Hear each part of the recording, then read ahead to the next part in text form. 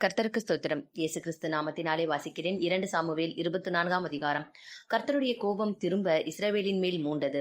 இஸ்ரவேல் யூதா என்பவர்களை இலக்கம் பார் என்று அவர்களுக்கு விரோதமாய் சொல்லுகிறதற்கு தாவீது ஏவப்பட்டான். அப்படியே ராஜா தன்னோடு இருக்கிற சேனாதிபதியாகிய யோவாவை பார்த்து, ஜனங்களின் இலக்கத்தை நான் அறியும்படிக்கு நீ தான் முதல் பெயர்செபா மட்டுமுள்ள இஸ்ரவேலின் கோத்திரமெங்கும் சுற்றித் திரிந்து ஜனங்களை தொகையிடுங்கள் என்றான். அப்பொழுது யோவாப் ராஜாவை பார்த்து, ராஜாவாகிய என் ஆண்டவனுடைய கண்கள் காணும்படி உம்முடைய தேவனாகிய கர்த்தர் ஜனங்களை இப்பொழுது இருக்கிறதை பார்க்கிலும் 100 மடங்கு அதிகமாய் வாதிக்க பண்ணுவாராக. ஆனாலும் என் ஆண்டவராகிய ராஜா இந்த காரியத்தை விரும்புகிறது என்ன என்றான். ஆகிலும் யோவாபும் இராணுவத் தலைவரும் சொன்ன வார்த்தை செல்லாதபடிக்கு ராஜாவின் வார்த்தை பலத்தது.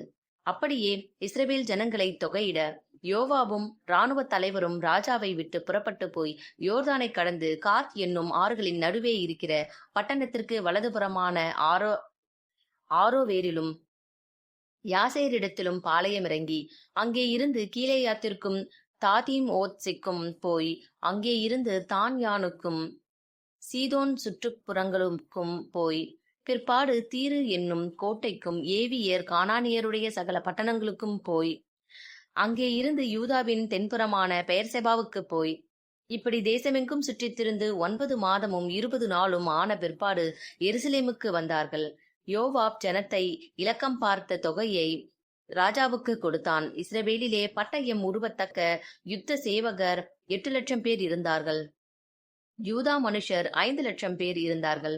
இவ்விதமாய் ஜனங்களை எண்ணின பின்பு ராஜாவின் இருதயம் அவனை வாதித்தது. அப்பொழுது தாவீது கர்த்தரை நோக்கி, நான் இப்படி செய்ததினால் பெரிய பாவம் செய்தேன். இப்போதும் ஆண்டவரே, உமது அடியானின் அக்கிரமத்தை நீக்கிவிடும். நான் மகா புத்தியீனமாய் செய்தேன் என்றான்.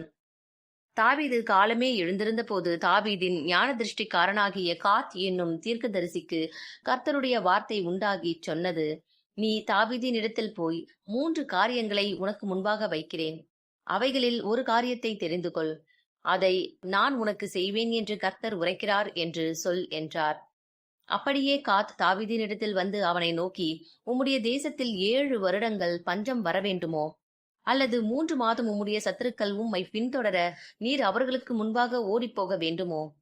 அல்லது உம்முடைய தேசத்திலே 3 நாள் கொள்ளை நோய் உண்டாக வேண்டுமோ? இப்போதும் என்னை அனுப்பினவருக்கு நான் என்ன மறு உத்தரவு கொண்டு போக வேண்டும் என்பதை நீர் யோசித்துப் பாரும் என்று சொன்னான்.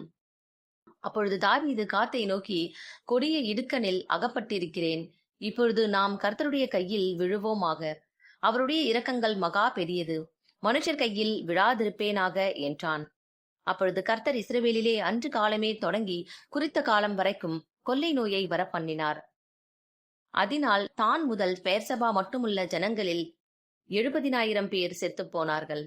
தேவதூதன் எருசலேமை அழிக்க தன் கையை நீட்டின போது கர்த்தர் அந்த தீங்குக்கு மனஸ்தாபப்பட்டு ஜனங்களை சங்கரிக்கிற தூதனை நோக்கி, போதும், இப்போது உன் கையை நிறுத்து என்றார்.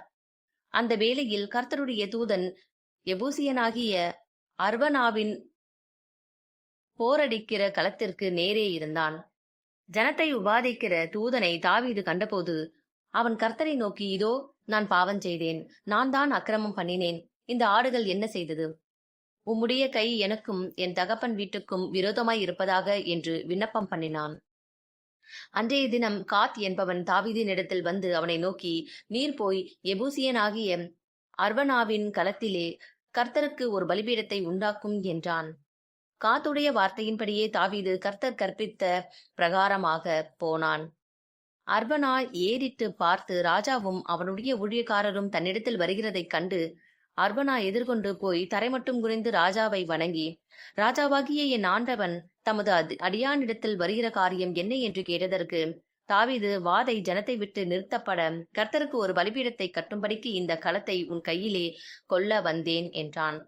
அர்வனா தாவீதை பார்த்து, ராஜாவாகிய என் ஆண்டவன் இதை வாங்கிக் கொண்டு தம்முடைய பார்வைக்கு நலமானபடி பலியிடுவாராக.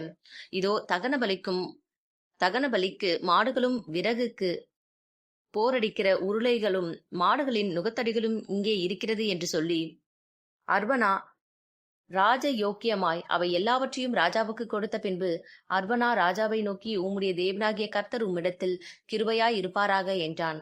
ராஜா அர்வனாவை பார்த்து, அப்படியல்ல, நான் இலவசமாய் வாங்கி என் தேவனாகிய கர்த்தருக்கு சர்வாங்க தகன பலிகளை செலுத்தாமல் அதை உன் கையிலே விலை கிரயமாய் வாங்குவேன் என்று சொல்லி தாவீது அந்த களத்தையும் மாடுகளையும் 50 சேக்கல் நிறை வெள்ளிக்கு கொண்டான்.